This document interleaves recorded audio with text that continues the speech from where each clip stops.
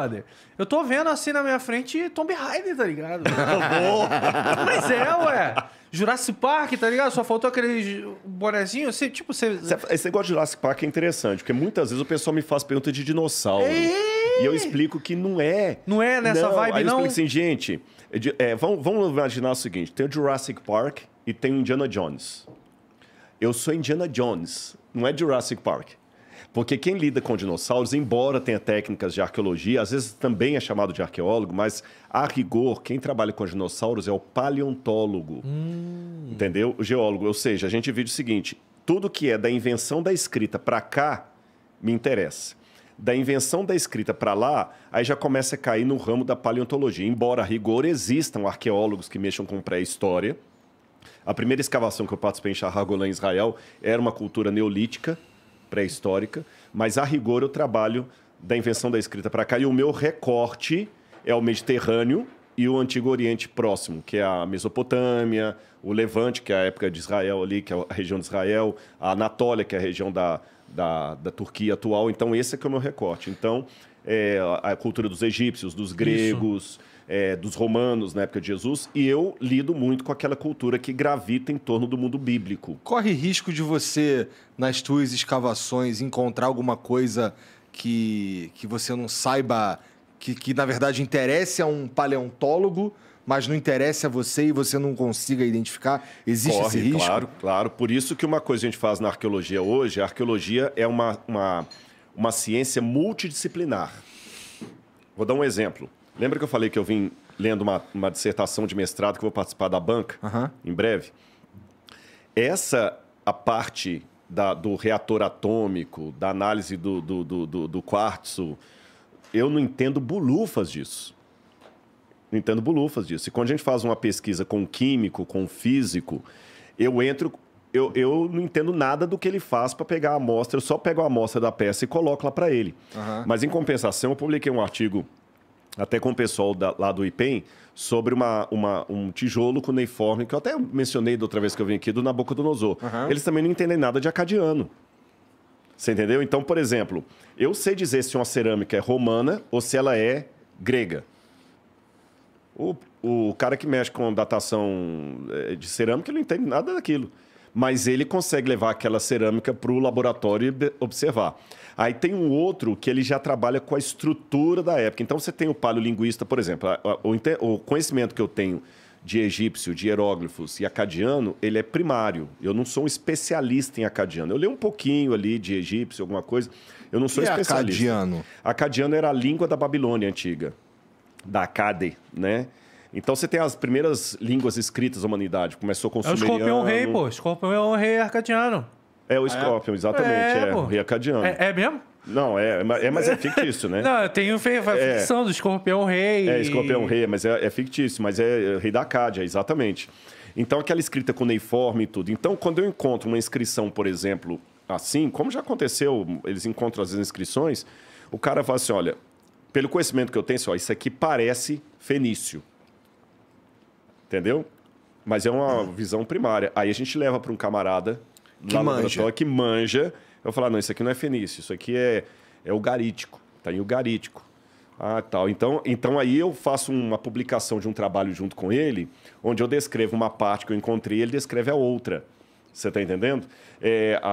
Então tem várias áreas que trabalham. Aí vem um museólogo, que já vê como é que aquela peça vai ser montada, como é que ela vai ser exposta. Tem aquele que faz o formato do jarro. Olha, essa divindade aqui que eu estou... É uma áshera. O azeira, como fala em português.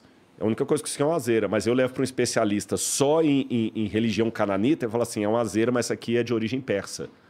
Puta merda, haja distinção. Nossa, mano. Então o negócio é muito sério. E quando você vai para a Bíblia, a mesma coisa. A Bíblia porque a arqueologia bíblica é uma das várias vertentes do estudo da teologia bíblica. Então, camaradas, ele é especialista só nas cartas do apóstolo Paulo. O outro no hebraico e tudo. Então sua especialização é arqueologia bíblica? Bíblica. A gente chama de bíblica. É um termo que muita gente não gosta, porque parece ter carrega um viés. Fora do Brasil, ela é bem aceita. No Brasil, às vezes, o pessoal tem um pouco de preconceito. A arqueologia por falta bíblica, de conhecimento. Aí, às vezes, eu chamo a arqueologia do Antigo Oriente Próximo. Então, tá bom, né? É o mesmo. na mesma. Agora, por que eu falo arqueologia bíblica? Porque, por exemplo, eu quero conhecer o mundo de Jesus, o meu recorte, a vida de Jesus. Agora, eu, por força do modo como a vida foi me jogando, eu acabei ficando um pouco polivalente. Eu lido tanto com o Antigo Testamento como o Novo Testamento. E aí você explica, e eu procuro explicar de uma maneira assim, mais didática. Qual foi a minha inspiração? Minha inspiração até partiu de alguns autores ateus. Por exemplo, o Stephen Hawking. O Stephen Hawking morreu ateu e o cara falava de física. Pô, a física de Einstein. O cara ocupou a cadeira de Newton lá na Inglaterra. Mas ele, mesmo sendo... falando de uma coisa que... Ele escreveu um universo numa casca de nós e muito antes escreveu Uma Breve História do Tempo, que eu, adolescente, li. Aí comecei a notar que de um tempo para cá tem aparecido nas várias áreas um ou outro que ele consegue pegar algo muito técnico e mastigar e colocar numa linguagem que o povo curte. E o Yuval Harari, que escreveu Homo Sapiens, Homo Deus. 3 livros e lições para o século XXI. Tem mais livros dele, mas eu conheço esses 3 que eu li, né? Livros dessa grossura. O povo leu. O que ele pegou? Ele pegou a discussão da academia e jogou. Tem um certo preconceito. Quando a gente começa a escrever para o público leigo, alguns pares falam assim, mas os seus artigos indexados caíram. E caíram mesmo. Meu Lattes hoje eu não estou publicando tanto artigo indexado como antes, porque não dá para você fazer tudo. Aí o pessoal da academia, às vezes, te dá uma queimada. Você está entendendo? Por exemplo, eu tenho certeza que muitos pares hoje ridicularizam o Pondé e o Karnal. Porque o que eles fizeram, o Pondé e o Karnal? Eles pegaram a discussão filosófica... E popularizaram ela. Popularizaram. E eu achei que isso é o que nós devemos fazer. Mas os caras da academia acham que eles têm que ficar na torre de marfim. Exatamente, ali, só conversando com os Mas pares. isso não é qualquer tipo de academia. Não só na sua... Não. Isso aí qualquer tipo. Tanto é que eu falei da filosofia aqui, que eu também sou formado em filosofia. Aí o que acontece? Eu acho que não. Por que esse negócio? Esse negócio é só eu que tenho que ter o conhecimento. Isso era a época das universitas católicas do século XVI, lá em Bolonha, em Paris, que você tinha que ficar fechado ali. Não. Torre de Marfim. Vamos popularizar. E esses caras conseguiram. O dia que eu li o Universo, A Breve História do Tempo, e entendi, eu tinha uns 15 anos de idade, falei, por que eu não posso fazer a mesma coisa com a teologia? Com a arqueologia e com a filosofia, que são as áreas que eu domino. Então eu peguei e comecei a pegar isso e comecei a dialogar. Então, por exemplo, o meu programa que eu tenho na TV Novo Tempo, Evidências, eu coloco material de teologia pesada. Esse curso que eu falei, a Bíblia Comentada, não, coisa não. Eu trabalho com grego, hebraico, a invenção do alfabeto. Tem um monte de coisa que eu trabalho ali. Mas olha como é que eu faço. Eu mastigo para as pessoas entenderem. Eu vou dar um exemplo rápido para você. No livro de Daniel, tem algumas profecias sobre o fim do mundo e tudo, mas toda hora eu bato nesse negócio aqui, coitado do microfone. E tem uma parte no Daniel em hebraico que tem um erro ali de gramática muito sério. No original? No original. E Daniel, em hebraico, você tem verbos no masculino e feminino, diferente de português. Você entendeu? O verbo pode estar no masculino ou no feminino. Tá. Você entendeu? No feminino e masculino. Você conjuga o verbo no gênero. E, em segundo lugar, você tem o feminino várias vezes seguido do masculino. Então, está assim no livro de Daniel. Dos 4 ventos, que é um feminino, dos 4 chifres, que é feminino, saiu um chifre, que é feminino. E de um deles.